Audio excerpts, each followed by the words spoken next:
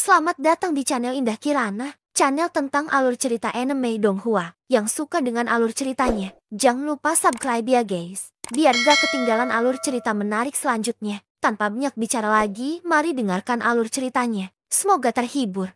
Bab ke-344.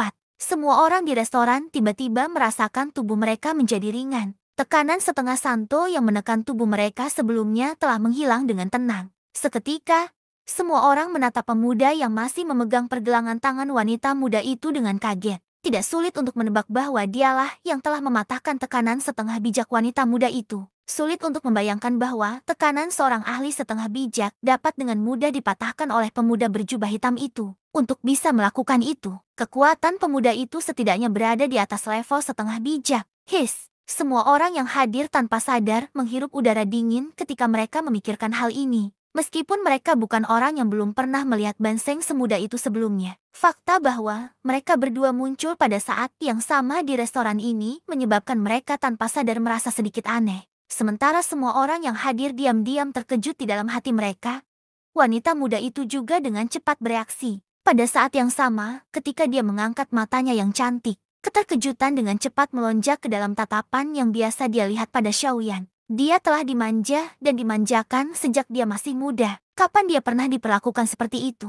Selain itu oleh seseorang dari generasi yang sama. Tatapan Xiaoyan jatuh dan menyapu wanita muda di depannya. Matanya tanpa sadar menunjukkan ekspresi takjub. Gadis muda di depannya cukup menarik. Wajah kecilnya yang halus berwarna merah muda dan lembut menambahkan sedikit kekanak-kanakan padanya. Perasaannya yang lembut dan cantik membuat orang ingin memeluknya dan merawatnya. Wanita muda itu mengenakan gaun merah terang. Gaun ketat itu membungkus tubuhnya yang indah hingga membentuk lekuk tubuh. Ditambah dengan kilatan amarah di matanya saat ini. Hal itu menyebabkan wanita muda berpakaian merah di depan Xiaoyan memiliki perasaan barbar tambahan. Lepaskan aku! Seolah-olah dia menyadari tatapan Xiaoyan.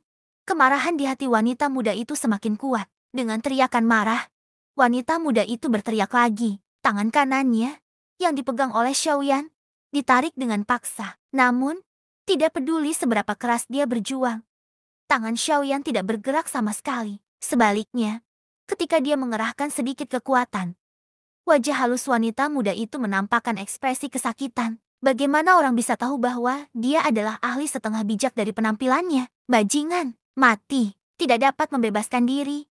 Hati gadis muda itu langsung marah.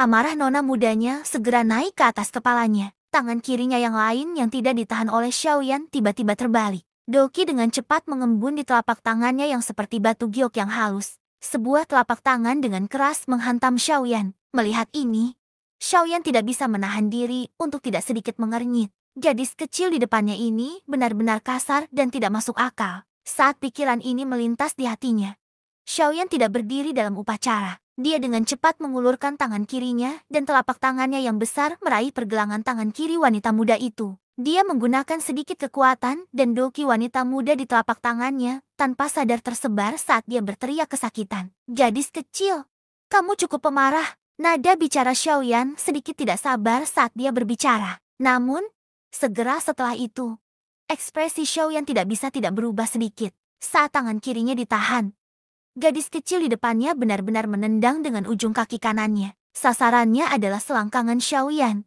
Bahkan orang-orang di belakang Xiaoyan melihat pemandangan ini dan selangkangan mereka tanpa sadar menegang. Jika tendangan ini benar-benar mendarat, maka pemuda berjubah hitam ini akan benar-benar dalam masalah. Kau benar-benar belum selesai. Teriakan dingin mengguncang wanita muda di depan Xiaoyan sampai-sampai jiwanya ketakutan. Xiaoyan terlalu malas untuk peduli bersikap lembut kepada kaum Hawa. Dengan putaran lengannya yang tiba-tiba, wanita muda di depannya tidak dapat mengendalikan tubuhnya dan dengan paksa terbalik di udara. Setelah itu, pergelangan tangan Xiaoyan dengan cepat bersilang dan 5 jari tangan kanannya terbuka. Segera setelah itu, dia mencengkeram ke bawah dan tangan wanita muda itu dikendalikan oleh telapak tangan Xiaoyan. Dengan sedikit tekanan tangan kanannya, wanita muda itu dipaksa membungkuk dan berdiri di depan Xiaoyan. Xiaoyan bahkan lebih tidak sopan, seolah ingin membalas dendam atas kemarahan yang muncul di hatinya karena tendangan wanita muda itu. Xiaoyan melambaikan lengan baju kirinya dan merentangkan 5 jari tangan kirinya. Segera setelah itu, di seluruh restoran, di bawah tatapan heran dan iri semua orang, Xiaoyan dengan kejam menampar pantat wanita muda itu. Tanpa Pada saat ini, semua orang menahan napas dan berkonsentrasi. Suara renyah bergema di seluruh restoran. Mulut semua orang sedikit menganga saat mereka menyaksikan pemandangan di depan mereka. Saat tamparan Xiaoyan mendarat, wanita muda itu tampak sedikit terkejut sesaat. Setelah beberapa saat, rona merah muncul di pipi wanita muda itu. Ah! Teriakan memekakan telinga tiba-tiba terdengar. Wanita muda itu, yang ditahan oleh Xiaoyan, tiba-tiba mulai berjuang dengan panik. Wajah Xiaoyan juga sedikit merah. Baru saat itulah dia menyadari bahwa apa yang telah dia lakukan tampaknya agak terlalu berlebihan. Dengan pemikiran ini, Xiaoyan tidak bisa menahan diri untuk sedikit melonggarkan cengkeramannya di tangan kanan wanita muda itu. Pada saat berikutnya, wanita muda di depannya dengan cepat memanfaatkan kesempatan ini. Pergelangan tangannya yang seputih salju melilit seperti ular air, dan kedua telapak tangannya yang halus dengan cepat terlepas dari tangan Xiaoyan. Tanpa menunggu Xiaoyan sadar kembali, wanita muda itu tiba-tiba menoleh dan menggigit punggung tangan Xiaoyan dengan keras. His! Xiaoyan mengerutkan kening. Saat dia menarik tangannya, wanita muda di depannya sudah melangkah beberapa langkah ke pintu restoran. Xiaoyan melirik dua baris bekas gigi yang jelas di punggung tangannya. Meskipun gadis kecil ini telah menggunakan cukup banyak kekuatan saat menggigitnya, beruntunglah tubuh fisik Xiaoyan kuat. Gadis kecil ini sendiri tidak dapat menyakitinya. Dengan sedikit senyum, Xiaoyan perlahan mengangkat pandangannya dan menatap wanita muda yang berdiri di luar pintu. Dia mengangkat alisnya sedikit dan berkata sambil terkekeh. Hei, gadis kecil, kamu benar-benar harimau betina kecil. Menghadapi kata-kata menggoda Xiaoyan, rona merah di pipi wanita muda itu semakin dalam. Tetapi pada saat yang sama, hati nona muda itu kembali dipenuhi amarah. Hari ini, dia bertemu dengan pemuda berjubah hitam di depannya. Rasa sakit yang dideritanya di tangannya bisa dikatakan yang paling parah dalam hidupnya. Bagaimana mungkin nona muda ini, yang dicari oleh semua orang, tetap tenang? Segera, nona muda itu dengan cepat mengeluarkan kepingan giok dari cincin penyimpanan dan menghancurkannya. Kamu benar-benar berani memukulku. Hari ini, aku harus membuatmu membayar harganya. Xiaoyan tanpa ekspresi. Sejak nona muda itu mengeluarkan token giok, Xiaoyan sudah meramalkan apa yang akan terjadi selanjutnya. Namun, dia juga ingin melihat orang macam apa yang akan membiarkan generasi mudanya berperilaku begitu kejam. Pada saat yang sama, saat slip giok itu hancur, di halaman mewah tidak terlalu jauh dari Xiaoyan dan wanita muda itu, beberapa orang sedang mendiskusikan sesuatu di aula saat ini. Tetapi kemudian, di antara beberapa orang, seorang lelaki tua yang kekuatannya telah mencapai tingkat kaisar setengah, yang awalnya duduk di kursi, tiba-tiba berdiri saat slip giok itu hancur. Dia sedikit mengernyit dan melihat ke arah wanita muda itu saat ini. His, gadis kecil ini, siapa yang kamu provokasi kali ini? Aku memintamu untuk menunggu seseorang. Mengapa kamu membuat masalah lagi? Merasakan aura khusus yang menyebar ketika slip giok penyelamat hidup wanita muda itu hancur. Wajah lelaki tua itu tidak menunjukkan terlalu banyak kekhawatiran. Sebaliknya, dia bergumam pada dirinya sendiri. Jelas, lelaki tua itu cukup akrab dengan karakter cucunya. Karena itu, dia tidak berpikir bahwa orang lain menyerangnya terlebih dahulu. Orang tua itu mendesah tak berdaya di dalam hatinya. Pada akhirnya, dia masih khawatir tentang keselamatan wanita muda itu. Setelah berbicara dengan orang-orang yang hadir, sosoknya bergerak dan langsung menghilang dari pandangan semua orang. Pada saat yang sama, di pintu masuk restoran, wajah cantik wanita muda itu dipenuhi dengan kemarahan saat dia menatap Xiaoyan di seberangnya dengan senyum dingin di sudut mulutnya. Saat kakekku datang nanti, aku pasti akan menghancurkan kepala babimu secara pribadi. Xiaoyan sedikit mengernyit. Dia tidak menyangka gadis kecil di depannya ini begitu nakal. Bahkan saat ini, dia masih tidak lupa menghinanya. Bolehkah aku tahu teman mana yang ada di sini? Jika cucu perempuanku telah menyinggungmu, aku harap kamu bisa memaafkannya. Aku berjanji akan mendisiplinkannya dengan benar saat aku kembali. Tiba-tiba teriakan seorang pria tua datang dari langit di luar restoran. Mendengar makna di balik kata-katanya, meskipun dia juga melindungi gadis muda itu, semua orang dapat mengatakan bahwa orang ini jelas memahami temperamen gadis muda di depannya. Ketika kata-kata lelaki tua itu sampai ke telinga wanita muda itu, ekspresi di wajah halus wanita muda itu berubah lagi dan lagi. Dia awalnya ingin mengandalkan kakeknya untuk melampiaskan amarahnya.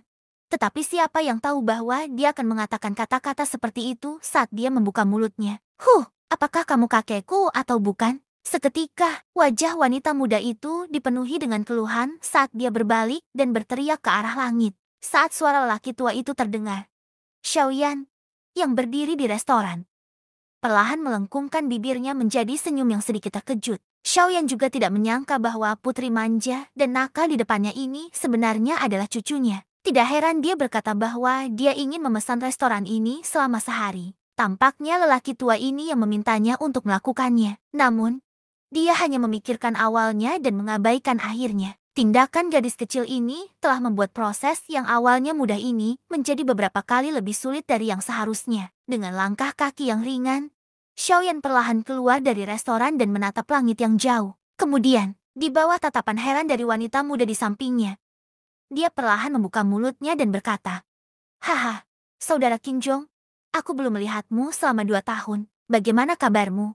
Bab 345. Saat suara Xiaoyan jatuh, terdengar suara angin kencang bertiup di langit. Sosok itu dengan cepat mendekat dari jauh. Dalam sekejap mata, dia sudah tiba di depan Xiaoyan. Ekspresi wajah Qingjong sedikit terkejut saat melihat Xiaoyan mendekat. Pria yang tampak asing di depannya ini bukanlah orang yang ada dalam pikirannya. Namun, saat Qingjong bertemu dengan mata Xiaoyan yang jernih dan melihat seberkas cahaya api yang cemerlang, wajah tuanya segera menampakkan senyum yang telah lama dinantikannya. Qingjong menangkupkan kedua tangannya dan menangkupkannya ke arah Xiaoyan. Setelah itu, dia tertawa terbahak-bahak. "Yan," kata pertama baru saja keluar dari mulutnya ketika ekspresi Xiaoyan sedikit berubah. Dia buru-buru melambaikan tangannya dan menyela kata-kata yang hendak dia teruskan. Melihat ini, Qingjong tidak bisa menahan diri untuk tidak menunjukkan sedikit keraguan. Tapi kemudian, ketika matanya menyapu kerumunan penonton di kedua sisi jalan dan gadis berbaju merah, wajah tuanya tiba-tiba menunjukkan senyum pengertian.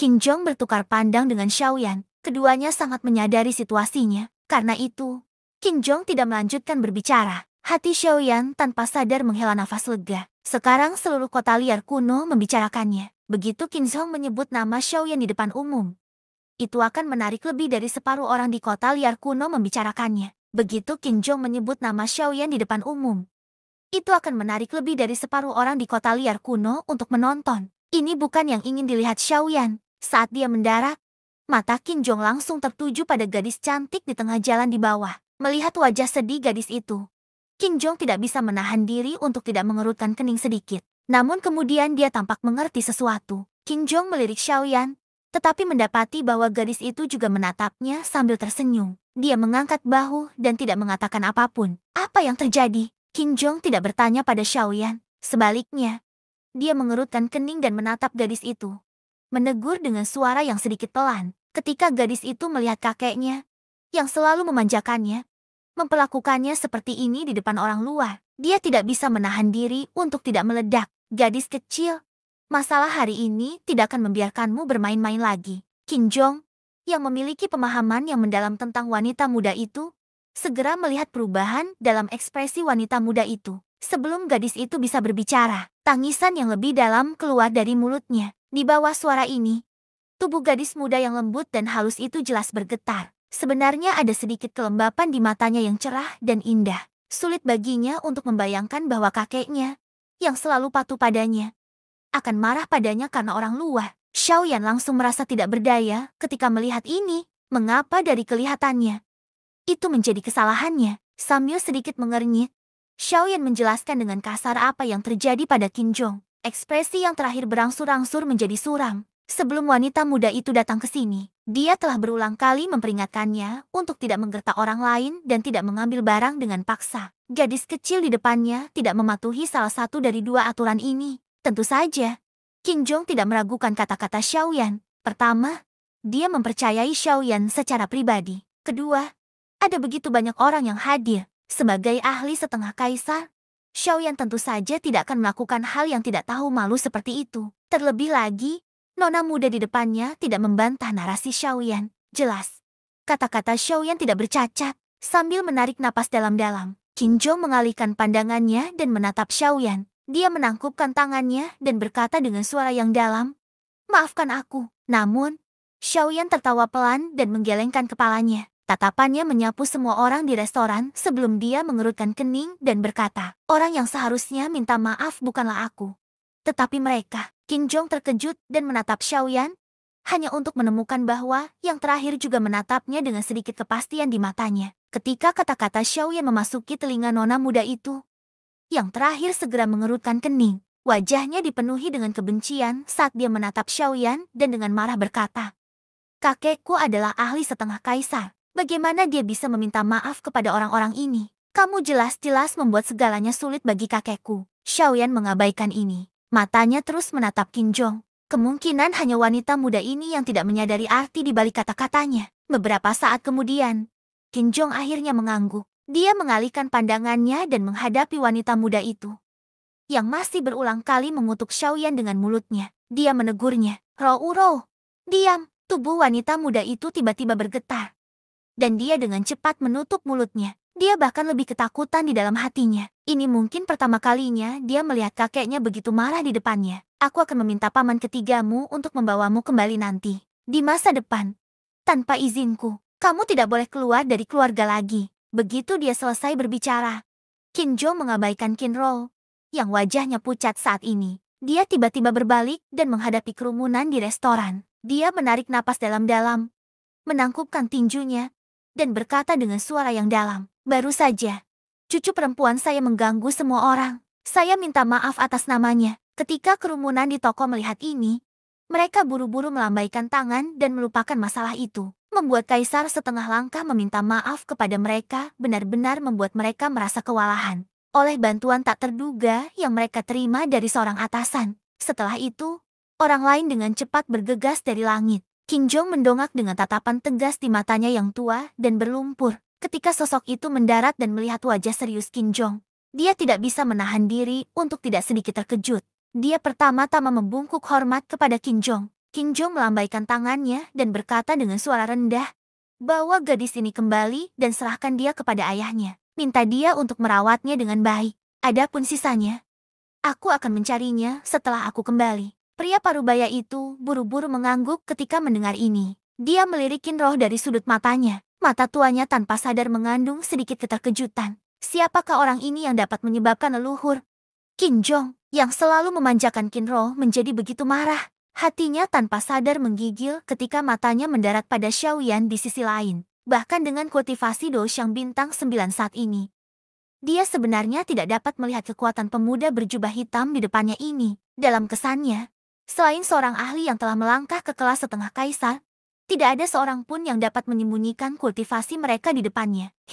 Pemuda berjubah hitam yang tampak biasa di depannya ini sebenarnya adalah seorang ahli kelas setengah kaisar. Pria parubaya itu segera mengerti ketika dia memikirkan hal ini. Tidak heran leluhur sangat menghargainya. Kali ini, kemungkinan besar putri kecilnya akan menderita. Dengan Qin Zhong di depannya, meskipun Qin Ro masih merasa bersalah di dalam hatinya, dia hanya bisa tak berdaya dibawa pergi oleh pria parubaya di depannya. Pada saat ini, terlepas dari betapa manjanya dia mengerti dalam hatinya bahwa dia memang telah membuat kakeknya marah hari ini. Xiaoyan akhirnya menghela napas pelan dan menggelengkan kepalanya setelah pria parubaya itu pergi bersama Qin Ro. Dia menarik pandangannya dan bertukar pandang dengan Qin Zhong. Setelah itu, dia melirik restoran di belakangnya. Yang terakhir juga tak berdaya menggelengkan kepalanya.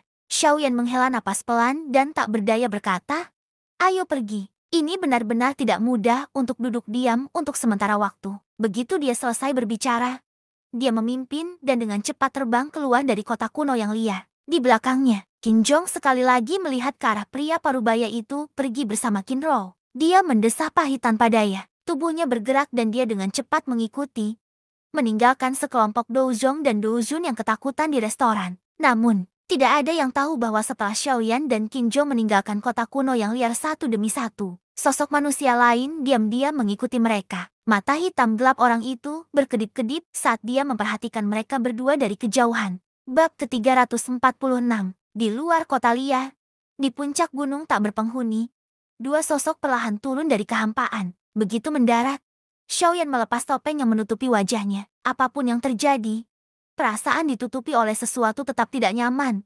Seolah-olah dia sedang diikat dengan paksa. Sudah menjadi sifat Xiaoyan untuk begitu bebas saat ini. Setelah menghembuskan napas panjang, Xiaoyan berbalik dan menatap Qin Zhong di belakangnya. "Haha, saudara Qin, sudah lama sekali." Begitu Qin Zhong mengangkat matanya, dia melihat wajah Xiaoyan yang familiar. Seketika, keduanya saling memandang dan tersenyum. Mata tua Qin Zhong sedikit berkaca-kaca. Sejak berita tentang kembalinya Xiaoyan sampai ke telinganya, hatinya tidak pernah tenang lagi. Aduh, aku benar-benar minta maaf atas apa yang baru saja terjadi. Ini salahku karena tidak mendisiplinkannya dengan benar. Itulah sebabnya dia begitu merajalela. Setelah kembali sadar, Qin Zhong mengingat apa yang baru saja terjadi dan tidak bisa menahan perasaan sedikit melankolis di dalam hatinya. Haha, ini normal. Dia hanya seorang anak kecil. Selalu normal untuk memiliki sedikit kesombongan dan keunggulan. Xiaoyan tersenyum ketika mendengar ini, menggelengkan kepalanya tanpa daya, dan kemudian mendesah dengan suara rendah. Namun, bagaimanapun juga, dia tumbuh di bawah asuhan orang tua sepertimu. Meskipun bakat kultivasinya bagus, itu juga karena apa yang disebut kepedulianmu sehingga hidupnya terlalu datar. Ketika Xiaoyan mengatakan ini, Qin Zhong harus menundukkan kepalanya sedikit dengan ekspresi berat. Kata-kata Xiaoyan tidak enak didengar. Tetapi setiap kata itu benar. Dibandingkan dengan sanjungan dangkal beberapa orang, ini bisa dianggap sebagai kepedulian. Kekuatannya tidaklah buruk di antara teman-temannya. Tetapi jika dia menghadapi pertempuran sesungguhnya sendirian, bahkan jika itu adalah seorang ahli dengan level yang sama, dia jelas bukan tandingannya. Aku tidak perlu mengatakan lebih banyak tentang ini.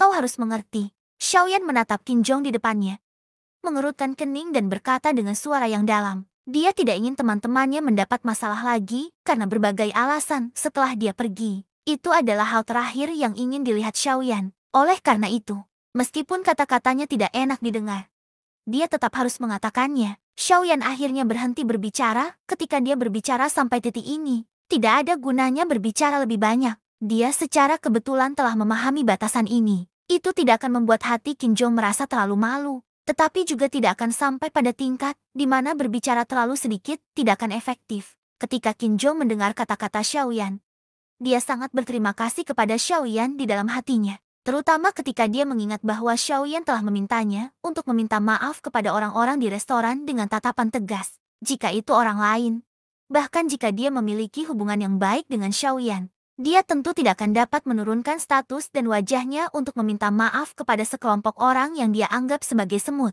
Namun, kuncinya adalah orang yang memintanya melakukan itu adalah Xiaoyan. Bagaimana mungkin Qin Zhong tidak tahu bahwa alasan mengapa sikap Xiaoyan begitu tegas sebelumnya? Tampaknya untuk meminta Qin Zhong meminta maaf kepada orang-orang itu.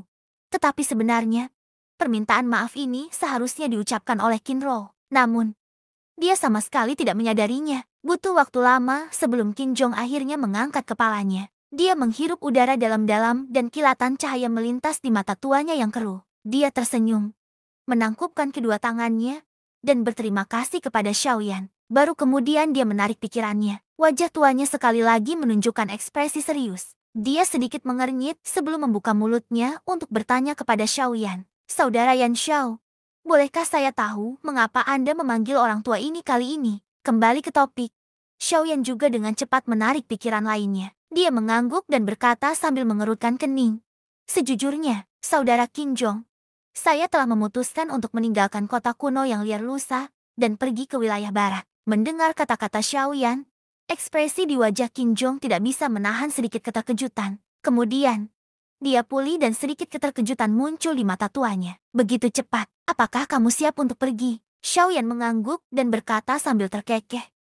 Haha, saya sudah lama tidak berada di kota kuno. Haha, sebenarnya, saya telah tinggal di tanah liar kuno cukup lama. Rencanaku semula adalah meninggalkan tanah liar kuno setelah aku keluar dari kolam petir kekosongan. Sekarang, sepertinya rencanaku telah membuahkan hasil. Mendengar perkataan Xiaoyan, Qin Zhong tahu bahwa Xiaoyan telah mengambil keputusan. Karena itu, dia tidak mengatakan omong kosong lagi. Dia menangkupkan tangannya dan tersenyum pada Xiaoyan. Kalau begitu, orang tua ini hanya bisa mendoakan perjalananmu yang aman. Meskipun wilayah barat tidak sebagus wilayah selatan, kita hanya berada di perbatasan barat daya. Dibandingkan dengan beberapa kota di wilayah barat, itu masih jauh lebih buruk. Saat kau pergi, kau harus sangat berhati-hati. Xiaoyan juga mengangguk dan menangkupkan tangannya ke arah Qin Zhong sambil tersenyum. Kemudian, Qin Zhong tampak memikirkan sesuatu dan bertanya lagi kepada Xiaoyan.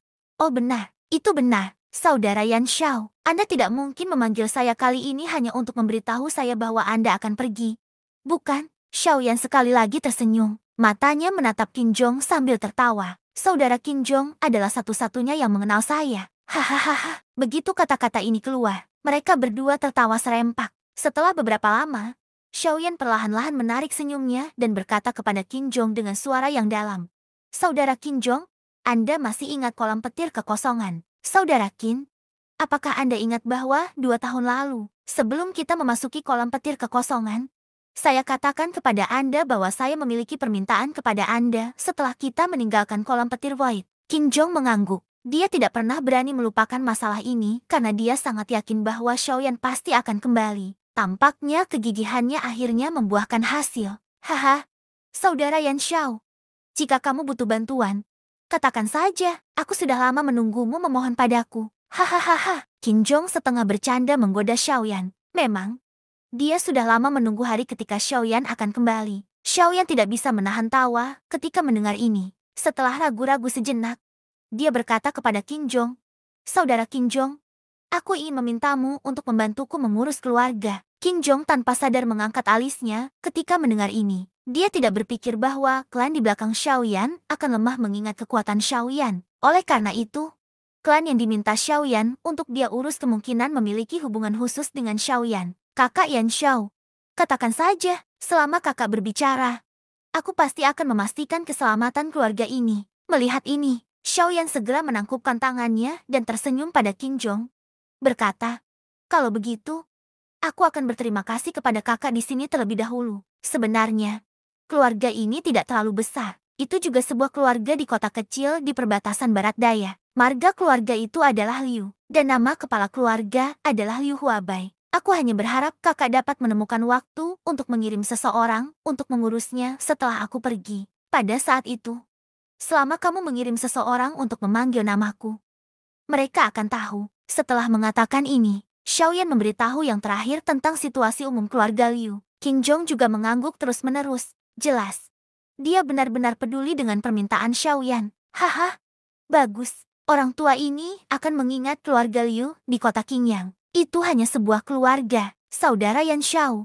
Jangan khawatir, orang tua ini berjanji bahwa apapun yang kamu berikan kepadaku sekarang, ketika kamu kembali, itu hanya akan lebih makmur dari sebelumnya. Itu pasti tidak akan mengecewakanmu. Kalau begitu, semuanya terserah Saudara Qin Zhong. Hahaha, beberapa tawa keras terdengar. Batu di hati Xiaoyan akhirnya perlahan jatuh pada saat ini. Mereka berdua mengobrol dan tertawa satu sama lain untuk sementara waktu.